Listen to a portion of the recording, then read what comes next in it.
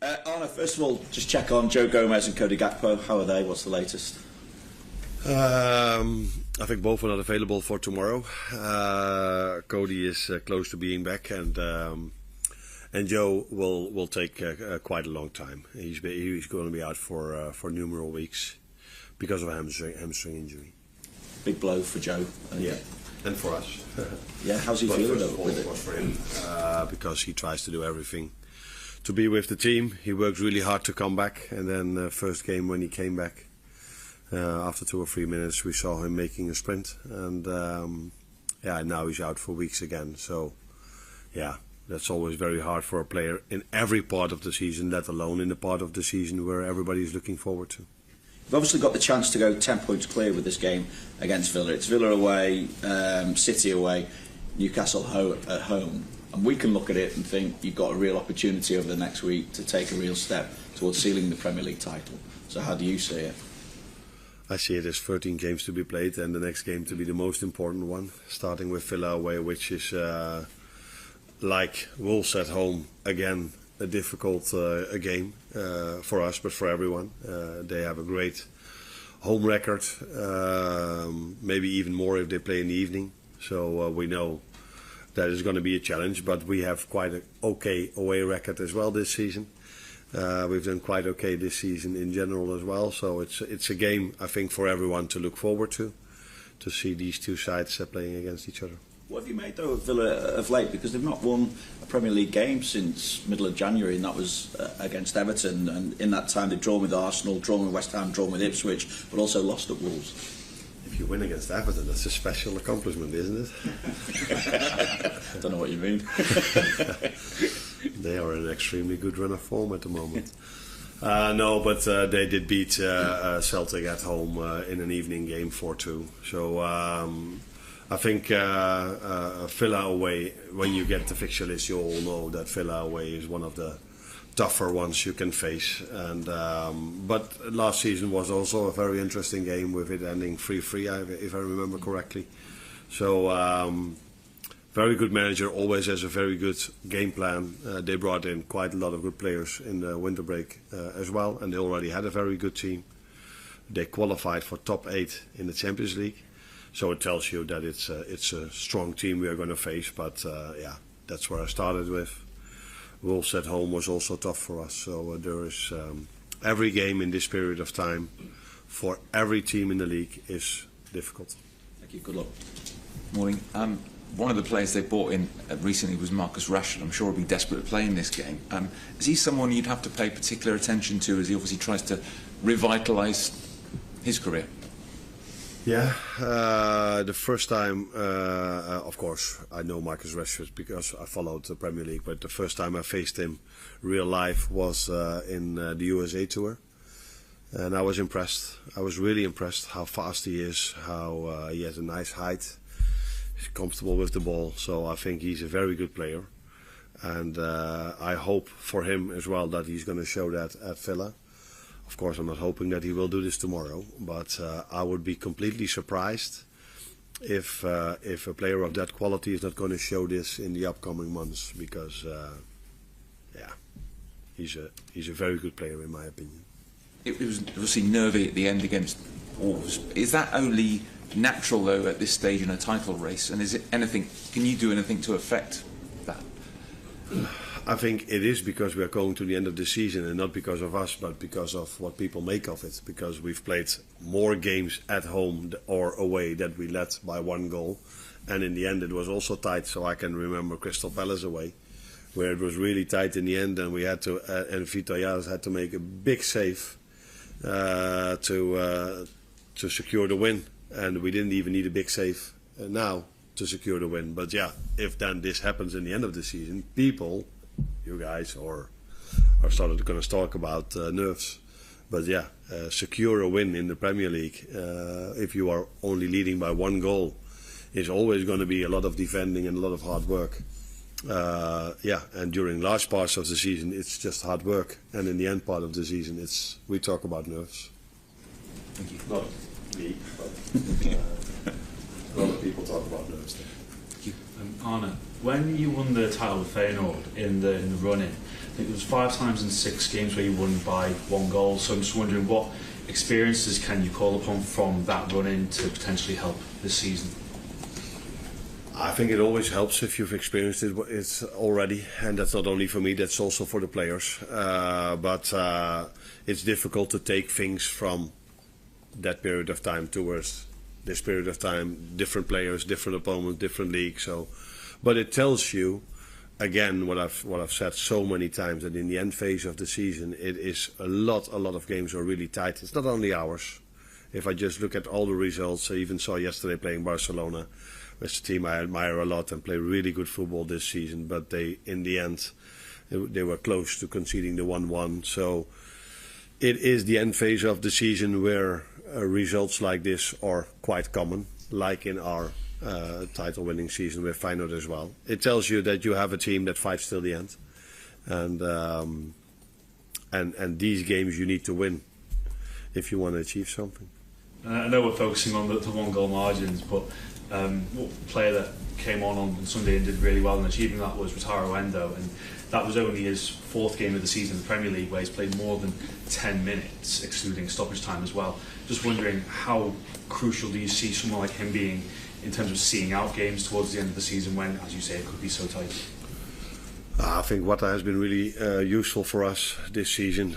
It's not always a matter of how many minutes you play. You can be very important in 2 minutes, and you can be less important in 90 minutes. But what makes Wata special, in my opinion, is every time we have to rely on him, if it's 5, 10 or 20 or 25 minutes, he shows up. And that sounds much more simple than it is, because if a player hardly hasn't have a lot of playing time, then to be mentally so strong that if the team needs you, you can bring your best performance. And that's not always easy, because mostly you see players that don't play a lot find it difficult to get their rhythm or their quality in the less playing time they get. The only thing is, defending is always more easy than creating. So if you play a player that hasn't played for a long time and it has to create something, and he has to create something, is always more difficult than defending. But he's been important for us, and he will be important for us in the upcoming weeks as well. We've heard already the talk about nerves and pressure and the running starting. I'm just wondering, with the experience of the players you have in the dressing room who have been there and done it already, how much do you lean on them to deal with it themselves, or pass on that experience to people, and how to handle it? No, we lean a lot on the players, because we train with them, we try to prepare them. I give them a pre-match meeting to try to prepare them in the best possible way. But from that moment onwards, you lean on the players. How much work rate do they want to put in? How well do they execute the game plan? Do they adapt to what the other team does? So yes, you always adapt on players, and I think it helps you if a team or a player already won something, but don't make that too big, because you still have to play for it, and you can't compare the circumstances. So the ones that won the league here already, that was in Corona time without fans being in the stadium, they were, if I'm correct, at a certain point 25 points up. Yeah. So you can hardly talk about pressure then. Although I'm a type of manager, if there are 10 games to be played and I'm 25 points up, I still feel like, oh, we have to win too. But no, there's hardly any pressure then. But we do lean on the players because they have to show up and they have to bring the performances in.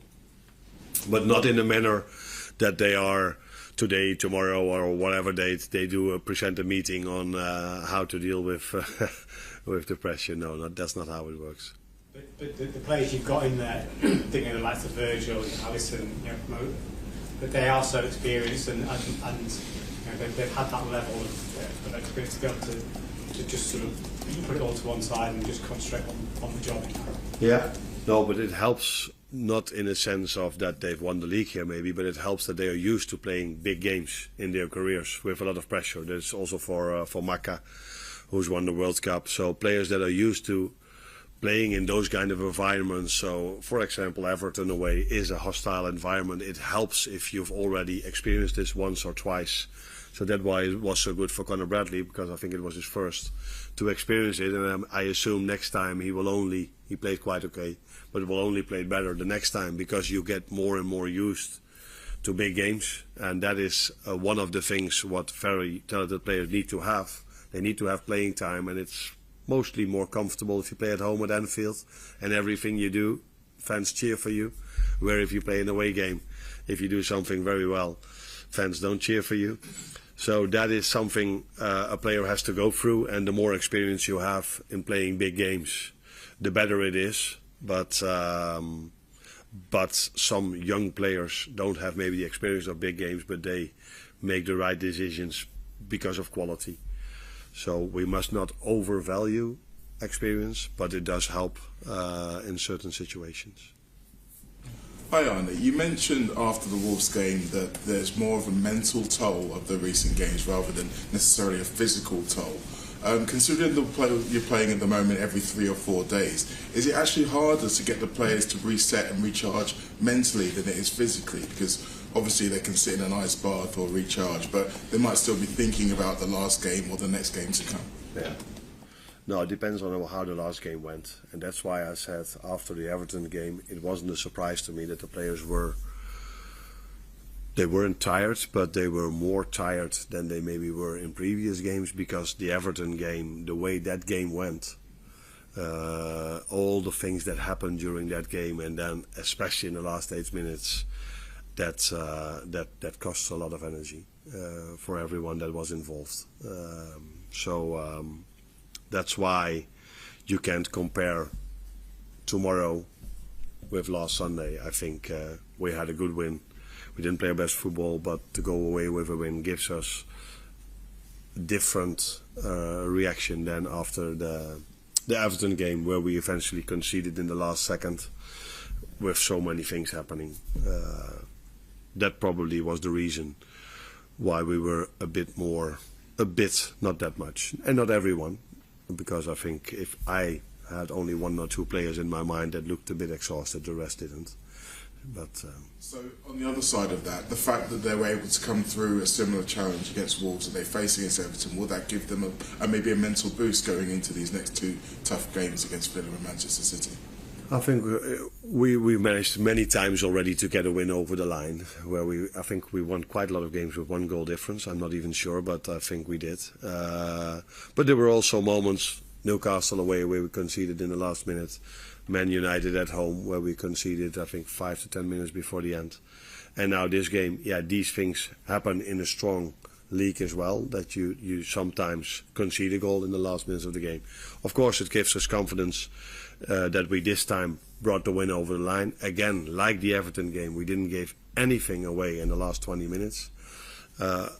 Till the moment at Everton, we all remember. We do take confidence from both last 20 minutes, because we had a certain feeling about the goal we conceded as well. So both games give us confidence, but it definitely helped that we didn't concede in the same manner as we conceded against Everton in the last minute. Just on Joe, is there any danger he'll miss the rest of the season? He will miss large part of the end of the season, but we expect him to be back in the end phase of the season. Yes. Will he need surgery? He might, but that's something we still have to assess. On Sunday, Diogo Jota made his first Premier League start since October. He's obviously has injury issues, and you've been managing his minutes when he has been available. If you can keep him fit from now until the end of the season, just what role can he play? Because we all seen how good he was before he picked up that injury against Chelsea. A role like many others. So he's done so well before his injury, and I think I've said it during the weekend. I couldn't even remember when his last start was for us in the Premier League. So I think we've missed him 4 months when it comes to a start. I always look at you if it's about stats. But Chelsea game in October. Chelsea, yeah, no, that's a long way back. So we've missed the number 9 that played in the first 7 or 8 games every single game, almost for 3 or 4 months. But now he's back, and he played 60, and with these amount of games we play now, you don't expect him to play 90 in the upcoming 3. But he will be involved in hopefully all the 3 games, and hopefully with a lot of minutes as well.